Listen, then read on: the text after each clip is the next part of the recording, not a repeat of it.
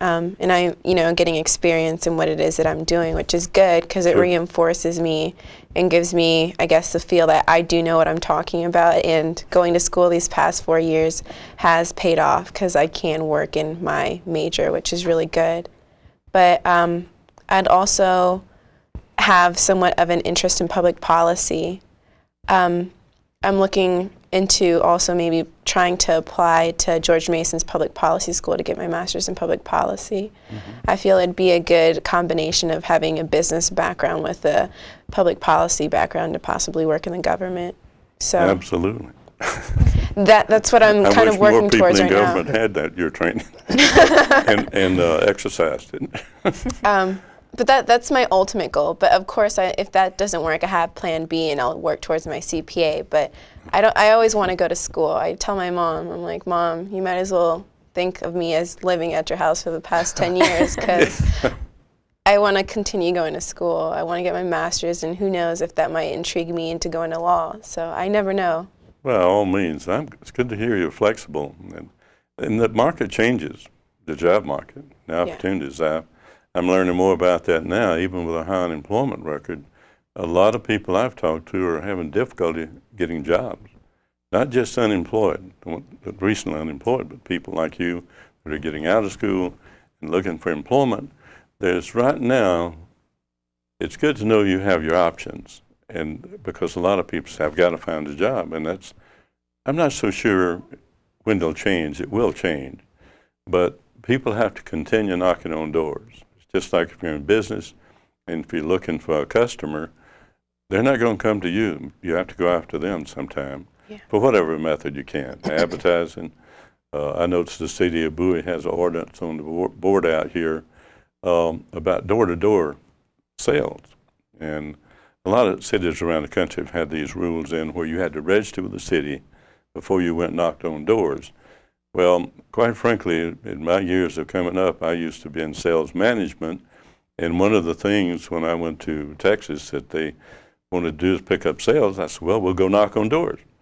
Well, we got to have a law before we go knock on doors now, in this city anyway. In other cities, the same way. And that's what I mean by going to the prospect, going to the customer, because of businesses have to do that, whether it's advertising, direct mail, whatever. You have to.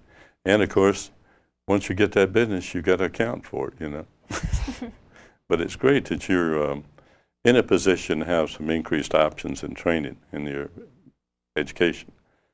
And I don't know of any better start. We're about halfway through the program, so it's gone fast. So we can now explore some things to get other people involved, and how can they help this program. That's going after the customer, the sponsors. What would you recommend right now to anyone of our listeners to get involved in the program that you're doing? To go beyond just the student activity, go beyond just your sponsors, but the individual out there. And we have in the city of Bowie, where this will be aired, on cable, Verizon 11 and Comcast 77, we have a pretty good food pantry program. Interfaith Food Pantry, Bowie Interfaith Food Pantry. And I think it's Debbie Langdon yes. Managed that, and it had a great reputation. And the last few years, there's more and more people come into the door to get help. And so, no doubt, sign of our economy. So the program you're thinking about, and you targeted a country that has tremendous need, and we're just feeling a little effect compared to them. So your experience there is no doubt, and willing to do what you're doing so far, is something you'll never forget. When you get out into the world of business, you'll never forget the things you did for others, and no doubt that'll influence your work life as well. So Jane, what else do we need to get across to our viewers? Well, basically, we need to have the viewers be aware of the hunger. Many folks do know this, but we have to sort of continue to promote and try to reduce the level of hunger in our country, in our cities. As you know, many churches are involved. There's a share program. There are pantries. Students involved with high school kids get involved with can collection and so forth. So we should continue that, basically, and promote. And then is talking about the diet, basically. Obesity seems to be a problem, and we should be aware of that. So it's individual exercise, etc. We should, and just really continue to inform and also urge folks to contribute their time, money, and efforts. In many cases, you can do it virtually by internet, credit cards, etc., or just bring a can to your local pantry. That's great. How about you, Edlin? What do you want everybody to know from being here? I think that it's important to stop and think that the people who are coming to these pantries who are in need would probably love to have a job and don't have a job, or they are on a fixed income and have to choose between paying a bill and actually food. I think we need to empower them to, I guess, look for maybe a better job or look for those skills necessary to get a higher paying job or possibly a raise. And sometimes these people aren't employed. They might not know how to look for a job as, even if it's not what they expect to be paid, but some type of income is better than none. So I just think, if we worked on people's interviewing skills, their resume skills, and their job searching skills, they might be able to find a job and eventually get off of this, I guess, aid momentarily that they're getting, and also feel better about themselves, because I think it has a lot to do with your inner self to want to be better. And as you continue to build that up, you won't have to rely on a pantry to give you a week's worth of meal for you and your family. So I think it's important to not only collect canned food for the people who do need it, but also to empower them, teach them skills that they lack in for them to better themselves to get off of the help. I think that's most important. Yeah, absolutely. That's really well said. Geraldine?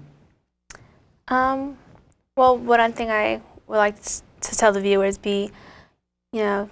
volunteer. If it's not going to pantries, volunteer by cleaning your closets, donating old clothes you don't wear, or some cans that you probably won't eat. They've just been sitting there, but you purchased it. Those little things do help those who need it. Personally, I just think it's just helping out. The little things really count. Like Ellen was saying, one can is enough. It can help a family.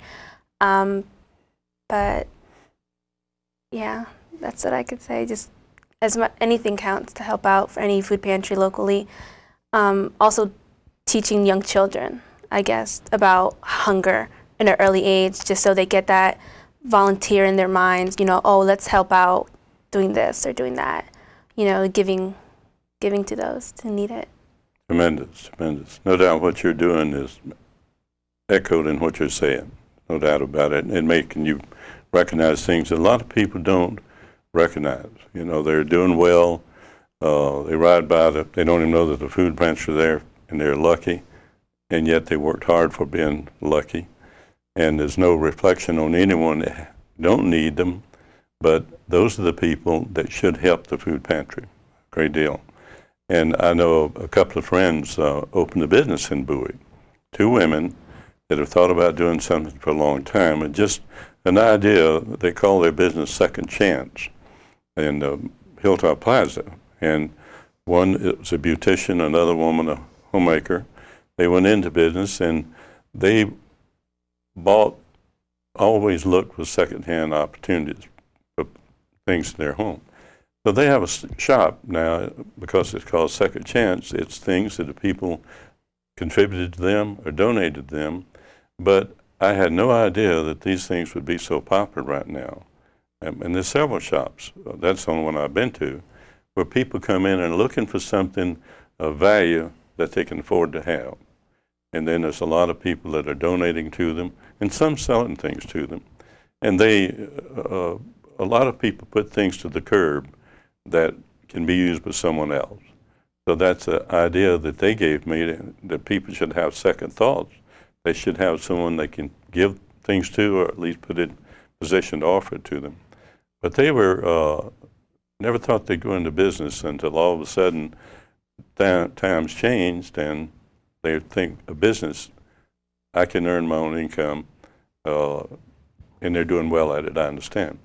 But the reason I mention that is because of a lot of people are hesitant to go into a shop like that.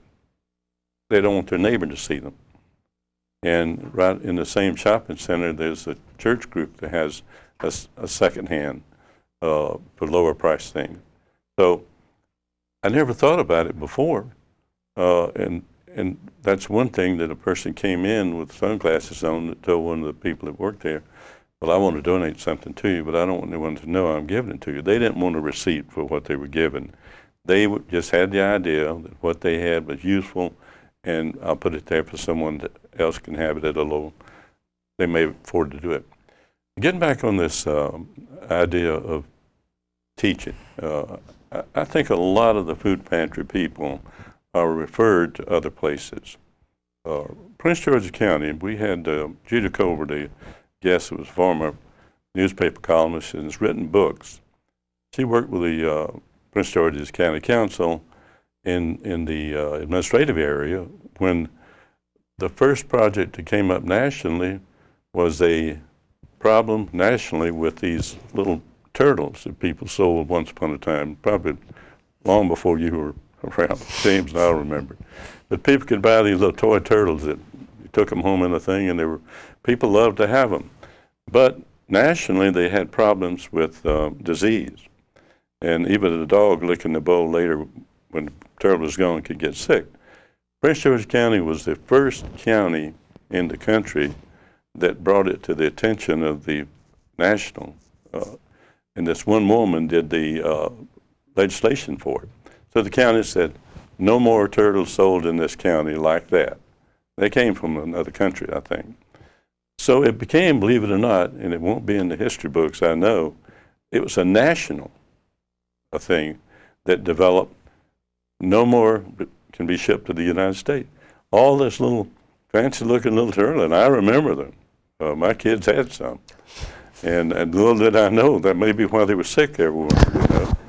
But things like that, and you don't know almost what one person can do. But you're showing me today in our wrap-up session that you can do a lot. James, let me ask you one final thing, and we've got to wrap up. Okay. Not how you got involved, because I can tell by the way you talk. But you were, where did you worked at Bowie State University? Yes, yes. And we're at Marymount now. Yes. How long have you been in teaching? Oh, gee whiz. Over 36 years. All right. Congratulations, and glad to have you with us. We had a wrap, and we may get it all in. Sure. And then what happened?